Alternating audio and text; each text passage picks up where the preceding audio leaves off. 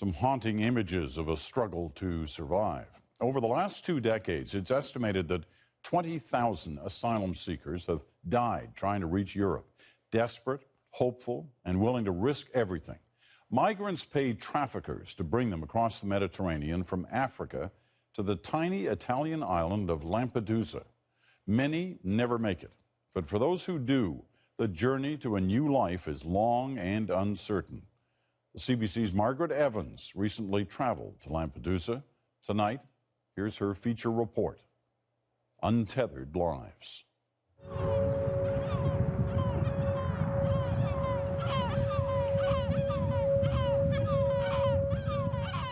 A sliver of land so shallow and flat that the island itself seems set adrift in the seas that keep tossing bodies up onto its shores, themselves unmoored from the lives they've left behind.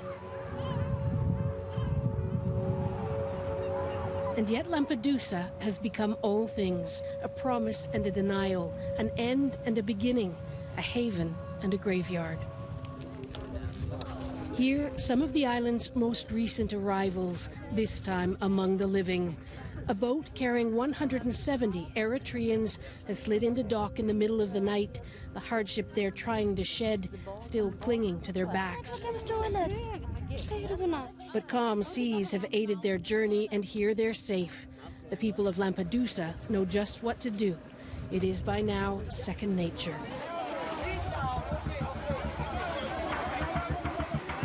Nearly 20,000 people fleeing war, persecution and poverty have found their way to Lampedusa this year alone.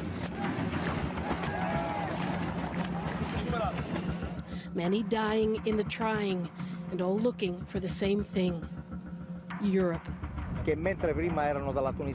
Before, they came from Tunisia. Now, they're coming from the Sub-Sahara and from areas in crisis, like Syria and the Middle East. Captain Michele Niosi says the Coast Guard's main preoccupation has become rescues and interceptions of migrant boats.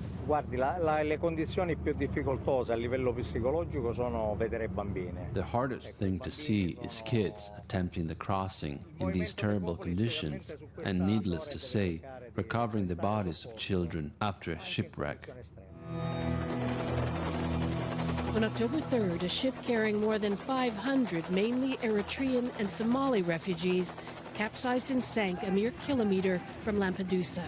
A fisherman eventually sounded the alarm when he realized the cries he was hearing weren't seagulls. Only 157 people survived. Among them, Mulugeta Sium, treading water. It's very difficult to tell the story because we are swimming 4 hours. Me personally, I swim 4 to 5 hours. It's very difficult.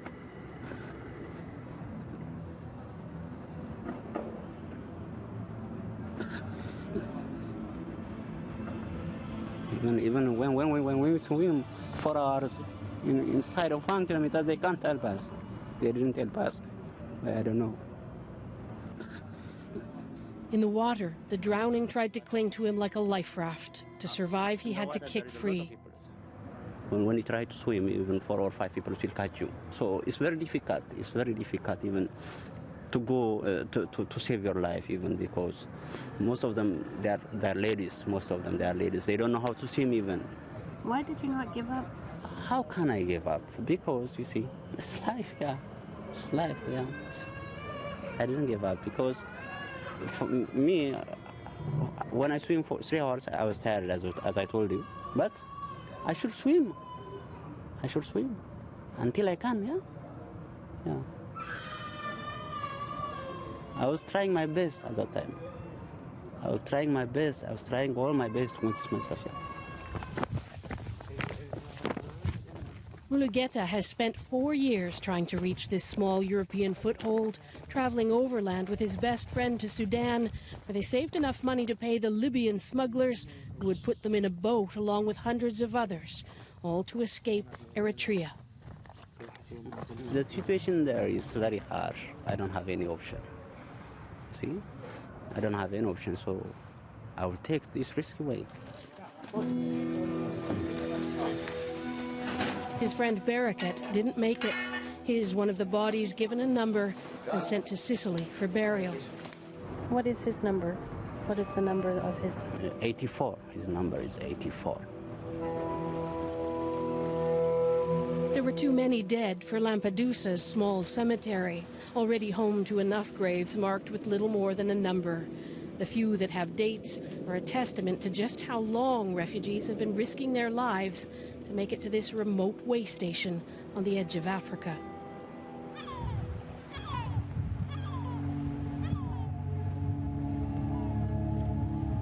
The repeat tragedies along these shores have presented not just Italy, but its European partners with a moral imperative.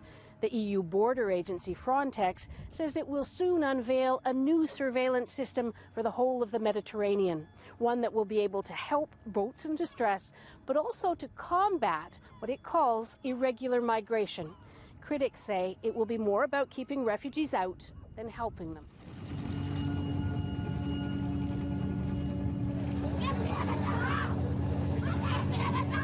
The relentless and treacherous nature of the crossing has long created a vague sense of unease in Europe, but the October 3rd tragedy has drawn the gaze of the world to Lampedusa like no other, prompting much hand-wringing. The Pope called it a disgrace, politicians posed in front of coffins, and the European Commission president pledged that Europe will finally act. That image of hundreds of coffins will never get out of my mind. It's something I think one cannot forget. Not an image, though, or a memory that's been strong enough to prompt any real action. Since then, Italy made the October 3rd dead honorary citizens and then promptly made the survivors potential criminals by investigating them for illegal entry into the country. And an EU summit postponed proposals for a change in asylum laws until next year. The mayor of Lampedusa, Giussi Nicolini, says EU leaders will be judged by history for their indifference. It's a Europe that doesn't recognize universal and inviolable human rights. These refugees are people escaping war, and people who are looking not for a better life, but for a life, period. The mayor wants European governments to allow refugees to claim asylum in their home countries at EU embassies to offer alternatives to death at sea. They postponed everything until 2014, which means that more people are going to die, and the fate of this island is going to continue to be intertwined with the fate of the migrants. You are goalkeeper. Leave this because you don't need it. Okay? The island's character has already been molded by the waves of humanity that wash through it with such startling regularity, and it is, for the most part, a generous one. Here, a weekly soccer match organized between locals and refugees from the migrant center seems to involve the whole island, even the Coast Guard's Captain Niosi. But there is also real frustration.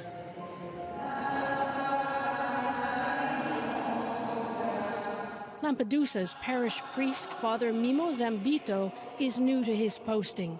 He says he has never felt so inadequate. Abbiamo dal 3 di ottobre la presenza degli psicologi. Since the October 3rd shipwreck, this island has been under a lot of stress. Perché c'è uno stato di... We've had a team of psychologists come here to help people cope with having the island equated with tragedy and death. Vivere questa esperienza così drammatica.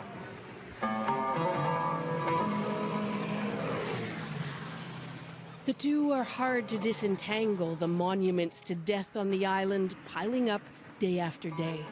This is Lampedusa's boat graveyard, right next to a living port. It's where the boats used by traffickers to convey their human cargo are dumped. Constant work in progress. Still life given a hard shove to make room for the latest addition. This is the boat that carried those 170 shell-shocked Eritreans into port at night.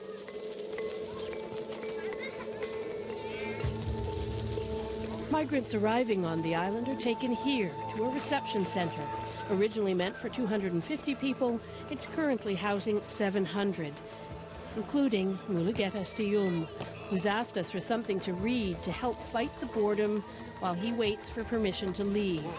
Okay, thank you. You're welcome. You're welcome. Okay. Camp authorities read out the names of those who'll be moved to the mainland almost every day. It feels like a strange lottery, the winner's uncertain because of what might lie ahead. Saeed is a Syrian fisherman from the city of Latakia. He paid smugglers $4,000 to get here from Libya, along with his son and 2 daughters, one of them clearly ill, frail and thin. The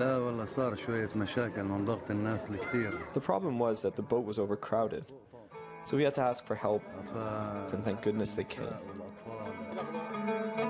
Syrians now make up 10% of all asylum claims in the European Union. Saeed says he feels much better here, despite the dangers of the journey. There was no other choice. It was either take the risk or risk dying in Syria, which was the bigger of the 2 risks. Saeed has left 3 other daughters and his wife in Tripoli, gambling that he'll be given asylum somewhere in Europe and be able to send for them then. His end goal is not Italy, which accepts far fewer asylum seekers than northern European countries. European Union regulations stipulate that you should make any claim for asylum in your first port of call, your first entry into the European Union. Many of the people we've been speaking to say they'd rather not do that. They don't believe Italy holds a future for them. And so while they've traveled such great distances and risked so much just to make it here, Lampedusa is really just the first step in a long journey. The next begins with a ferry ride accompanied by Italian authorities to Sicily and likely another migrant center.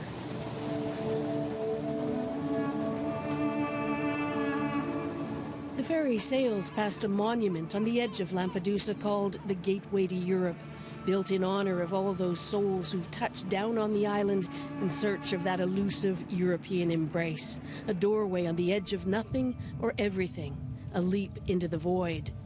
Those traveling through it have been able to imagine a different future for themselves and their families, such stuff as dreams are made on, if you like.